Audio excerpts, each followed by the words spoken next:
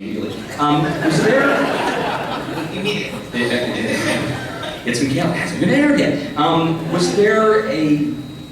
There had to have been a moment on the set where you realized Fox wasn't going to support the show, they were probably going to cancel it at any moment. Was there like this one defining bit where you guys had grown together as a cohesive unit, you got your rhythm creatively and on set, and then you know that that's probably going to be the last bits that you film for the show? Was there a moment like that for you guys on set?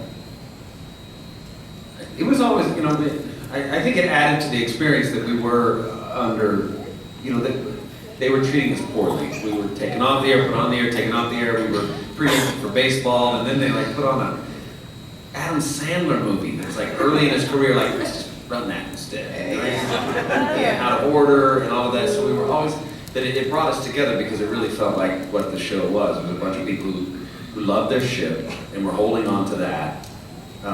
And there was an evil alliance out there. And we always had that feeling, and I think we were fighting till the end. I mean, I know we always had a hope. I just remember it was the death of 1,000 cuts. It was, you know, they picked us up for 9, and then we were halfway through 8, and then they gave us, they said, oh, we're gonna do 3 more. Right. And they ordered 5 scripts, but ordered 3 episodes. and then we were halfway through 11, I think, when they decided to like, oh well, let's do 2 more. And it just kept like, what is going on? And I couldn't figure out if they were really trying to give us a chance, or if they were just doing the numbers. Like, as when we sell this as a package overseas, what makes more sense, 15 or 13 or 16? And they just kept, you know, we were sitting there going, come on, and just hoping that one night that they didn't preempt us, that our ratings would just shoot up. And but that never actually happened, because by that time, the few fans that we had made couldn't find us. They didn't know if we were going to show up or not show up. My folks couldn't find us. Maybe, you know, they weren't tuned in. It was insane. But then the acts fell, and it was Merry Christmas, you're canceled. Christmas, ooh.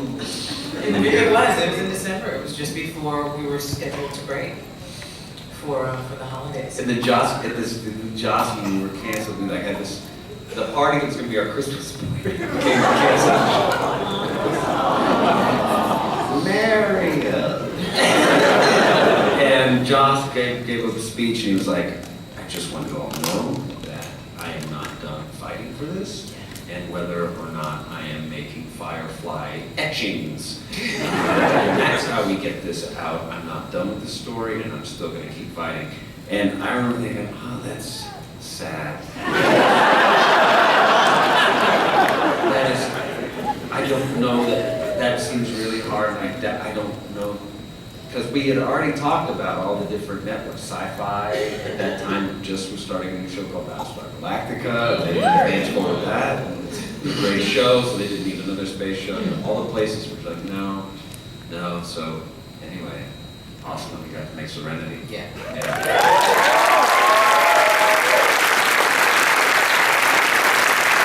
Was there like this belief on your end when you got the phone call, it's greenlit, we're going, it's Universal, here we go? Was there a little disbelief on your end? It's like, well, what are they going to do to undermine this bit?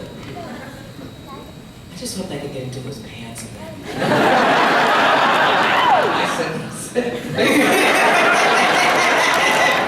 But not again. It's been 3 years.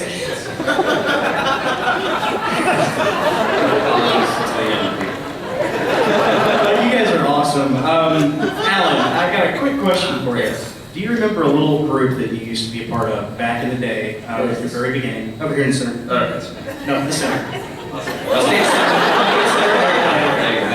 He used to be part of an improv troupe called Rubber Chicken. Oh yeah.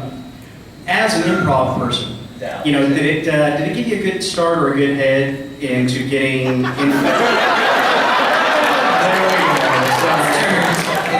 Are you supposed to PG-13 thing for this film? Got a head start. that's typical me. Okay, here we go. Anyway, do you think that having improv as your background was a help into getting into the film industry and doing things like that? Or do you think it really was more your stage? No, it was great. I don't believe I would have gotten into Juilliard. I don't know if I would have or not.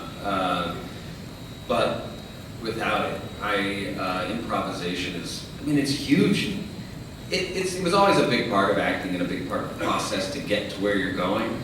But now, especially in comedies, you can't audition for, I mean, it depends, but I don't get jobs unless I improv. Unless, like, I'll have the script and then I'll usually have like a few lines in my mind that I walk in. If it's something that I'm like, because you'll do it once, they'll go, okay, could you just, feel loose with it, give us something.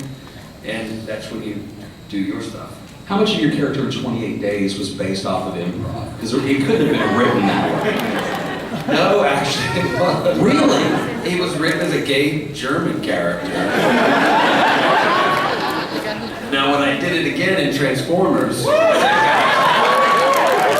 guy, absolutely the same guy. And that's just part of his history. So, did a show at the Public, and then went into the military service. Was very good. Became part of Agent Simmons' group, whatever the hell that was, and then killed too many people and had a mental breakdown. And then started working as his personal assistant.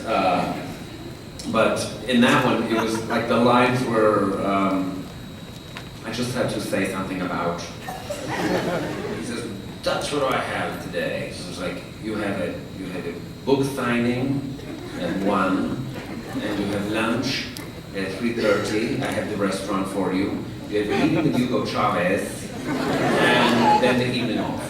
And like, that was the line. And I did it, and they're like, okay, could you just do it? And since it was like a list, I could do anything I wanted, First you had a book signing, and then you have a lunch with Hugo Chavez. He insisted on Applebee's. I know how you feel about this, but we have the whole back room to ourselves. And he's such an interesting man, Hugo. What does he look like? No, I'm not gonna remember the guy's name. Anyway, jump on, and then you've got an interview with Larry King, who I think is dead actually. Check if this is correct. Because the last time I saw him, it was very melted candle. It was a hot day at the Wax Museum for sure. So we'll see that. Yeah, just anything you want to say. So, and then I got the job. Because of that, I got the job. And if you watch the movie, that scene is not, it's quick, it's done over his shoulder, it's done like, what do you have? You have this, you have this, you have this, and we're walking and it's done. But without all of that, that's how I got the job. So remember, kids, if you get the chance to do improv classes, Yeah. right here. Hello. And I learned everything from a guy named Sean Petrello, I should say, because he was the guy from Chicken Sorry. I had a question about the comics. There was one that came out 2 years ago about Wash. It was called Float Out, and it was written by Patton Oswalt. Yeah. And for anyone who hasn't read it, spoiler alert, you might want to cover your ears for this. But I don't. No, I want it. I was just Maybe downstairs. Can I ask about it, or because I was gonna ask about something at the end. She's great. I was gonna ask because at the end, it's basically about Wash's friends kind of talking about their memories of him, and then you see Zoe, and she's pregnant. Yes. Wash's daughter. So I was wondering if you guys, what you guys thought about that, or like what you think maybe would have happened. I don't know. I just wanted to ask about that. Well, I think it's great. We talked about it a little bit because right towards the end of the season, our characters were discussing. Heart of Gold, yes. Right. She was the Heart of Gold. She was saying she wanted a baby, and then we actually started getting like bickering, kind of. Because I said, well, if you are pregnant, you're not going out with Mal on anything, and your thing was, yes, I am. You can't go. There's no way you're gonna go out there and like people are shooting at you while you're carrying a baby. It's ridiculous. so glad. I have to find this comic. Tell us about some of them. Well,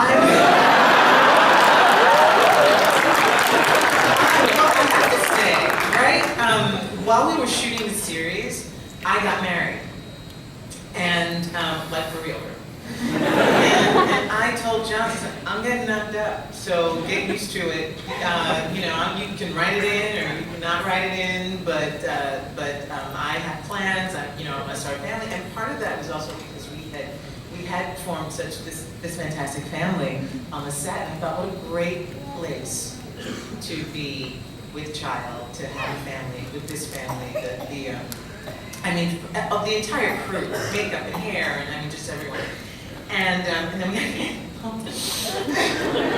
and then we shot Serenity and Wash. Wash, then they film a man. And I often thought, and I've said this before, whenever asked, where do you think Zoe is? How do you think that story would continue? And I always say, I was pregnant in that movie. I was pregnant, and I was pregnant with Wash's child, and that's what and I'm so glad that that's what somebody picked up on, because I do think that somewhere there is this beige curly hair child. We named it beige.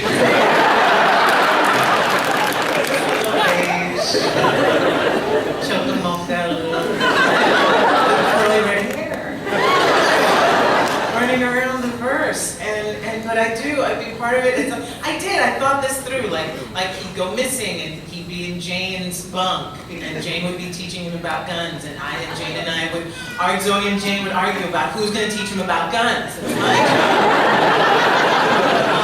Yes. You can't fire Vera, the cake is too high. But I do, I think that's because that's who we were, just as a crew, just in a sense. But shame on Fox.